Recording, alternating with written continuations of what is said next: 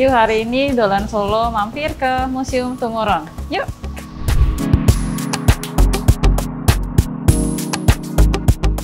Ini salah satu museum yang terkenal di kota Solo, merupakan koleksi pribadi dari owner Sritex Group. Dan teman-teman kalau yang belum masuk sini memang harus booking dulu ya, sebelumnya nggak bisa langsung masuk. Untuk kali ini ada tema Rayuan Pulau Kelapa. Ketika masuk di tempat ini memang akan ada beberapa tema yang disuguhkan di Museum Tumurun ini, tapi untuk selengkapnya ikuti perjalanan saya di Museum Tumurun. Yuk!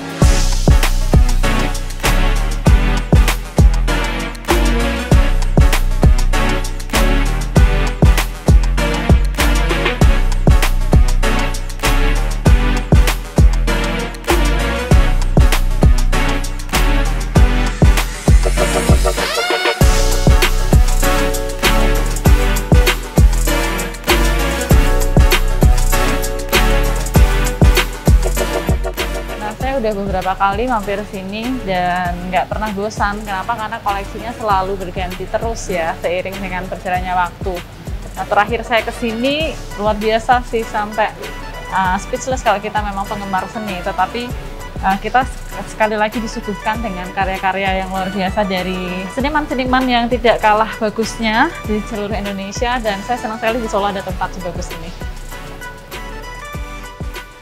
Saat saya berkunjung ke sini, kali ini kuratornya kebetulan teman saya sendiri, Mas Hendra Himawan, dengan mengusung tema Rayuan Pulau Kelapa, di mana kita diajak kembali lagi ke sejarah tempo dulu ketika Indonesia masih dijuluki Hindia Belanda. Dan pada masa itu, dari segi perdagangan Indonesia banyak sekali didatangi oleh para pedagang ya, khususnya kalau dari Hindia Belanda, terkenal dulu Belanda namanya VOC ya. Nah, VOC ini dengan berbagai macam kepentingannya, dalam hal ini kalau kita melihat karya-karya seni, itu ada yang memang mereka berasal dari pelukis, tapi juga ada yang peneliti dengan objek alam. Nah, dari situlah terkumpul karya-karya seni mulai tahun 1600-an sampai dengan berjalannya saat ini, sehingga tidak boleh kita lupakan sejarah yang luar biasa ketika karya seni masuk ke Indonesia di tahun 1600-an. Yuk kita intip seperti apa.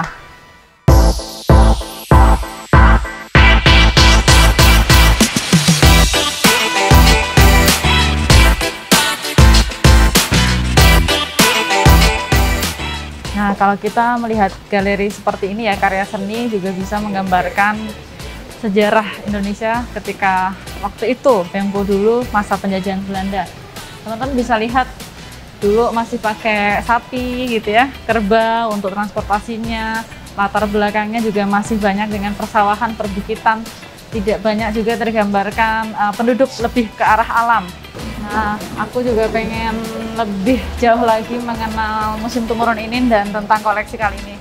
Nah, kebetulan banget nih ketemu dengan Mas Adit di sini. Dengan Mbak Astrid ya. Iya, dengan Astrid di sini, Mas. Saya itu udah beberapa kali ketemu terus, tapi baru kali ini dengan tema Rayuan Pulau Kelapa. Tadi saya juga udah cerita sama teman-teman bahwa di sini kita bisa melihat Indonesia tempo dulu ya, dan kebanyakan lukisannya tentang alam. Mungkin bisa dijelasin untuk tema kali ini untuk Rayuan Pulau Kelapa dulu.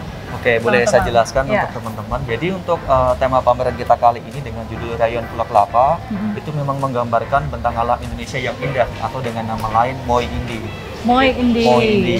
Nah, lukisan ini menjadi saksi sejarah awal mula masuknya seni rupa di Indonesia. Wah, iya. Jadi udah mungkin 1700-an. Iya, 1800-an. 1800-an. Jadi ada dua periode sebenarnya dalam ruangan yang berwarna hijau tadi, itu periode yang pertama. Dan ruangan yang berwarna ungu ini adalah periode yang kedua, di mana sudah abad ke-19. Abad ke-19. Seniman Indonesia sudah lahir, banyak yang lahir gitu. Banyak yang lahir, oke.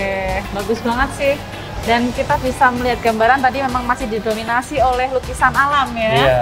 Karena memang pada waktu itu Indonesia terkenal dengan keindahan alamnya. Ya, kita jalan ke sana yuk. Boleh, silakan.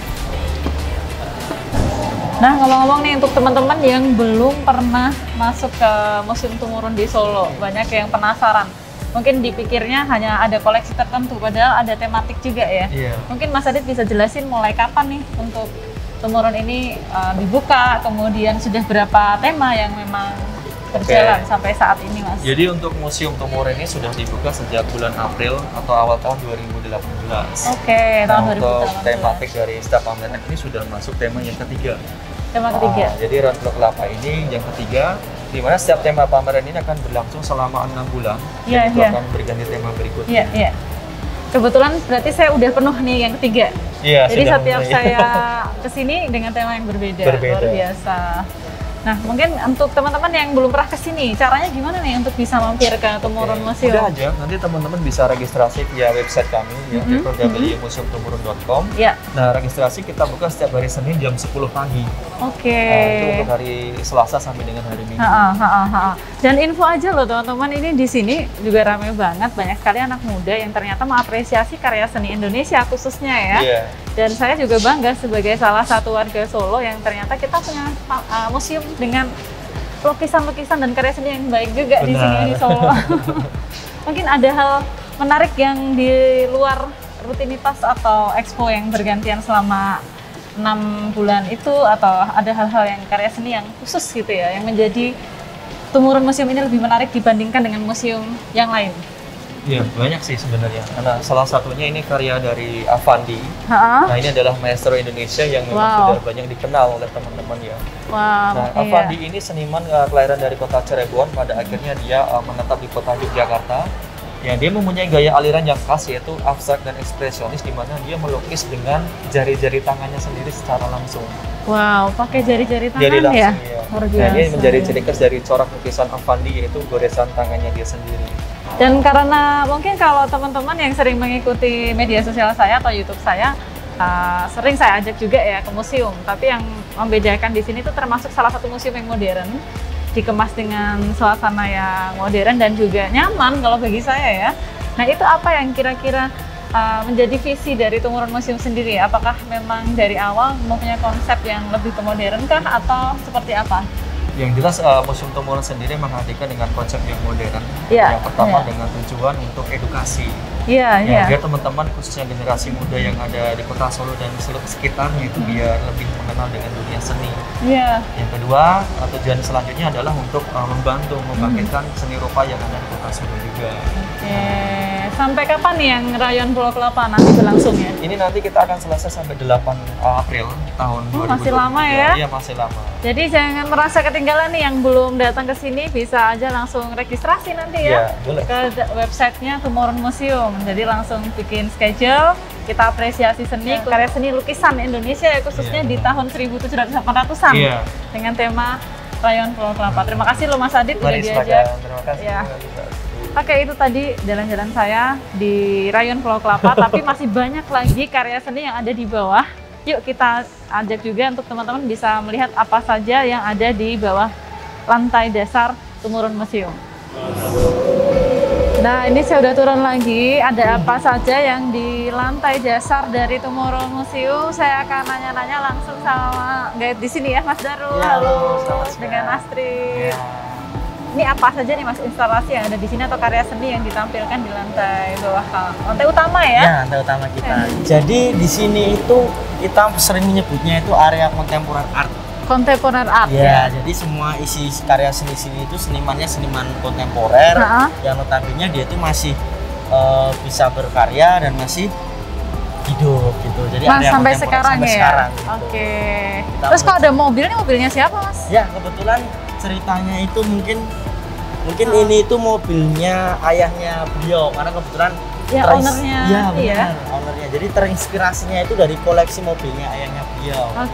Jadi tahun ini berapa? mobil Mercy tahun 73. Jadi dan sampai sekarang masih terawat dengan baik ya. Dan masih original, masih bisa menyala.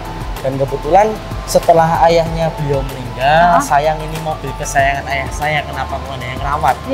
Makanya Pak Wawan sendiri terpikirkan untuk bikin salah satu space yang cukup lumayan besar untuk menampilkan koleksi-koleksi mobil ayahnya beliau dan juga menaruh koleksi-koleksinya beliau sendiri.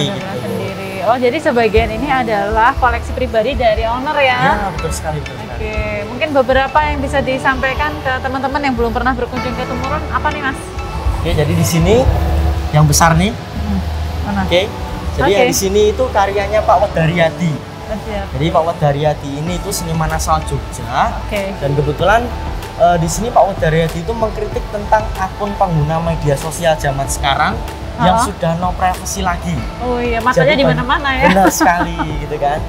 Dan dan karya ini tuh pernah jadi ikonnya Arjok tahun 2017. Jadi teman-teman tahu Arjok. Jadi kalau teman-teman pernah main ke Arjok di tahun itu mungkin pernah juga menyaksikan instalasi di sana ya. Benar sekali, jadi ikonnya Arjok juga. Dan di sini yang satunya ada kakinya.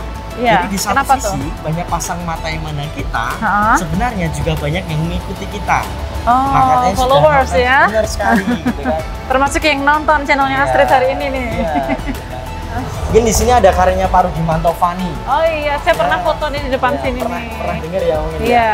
Jadi kebetulan ini tuh instalasinya seniman asal Sumatera.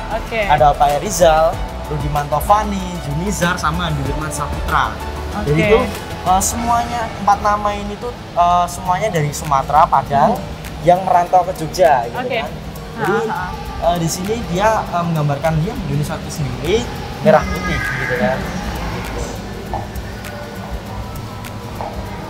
Nah, ada apa aja nih yang di area belakang? Jadi di area belakang ini ada salah satu karya yang cukup terfavorit juga. Jadi ini tuh karyanya Pak Edi Susanto. Yaitu seniman asal Jogja. Dan kebetulan Pak Edi Susanto ini tipikal seniman yang unik menurut saya. Kenapa?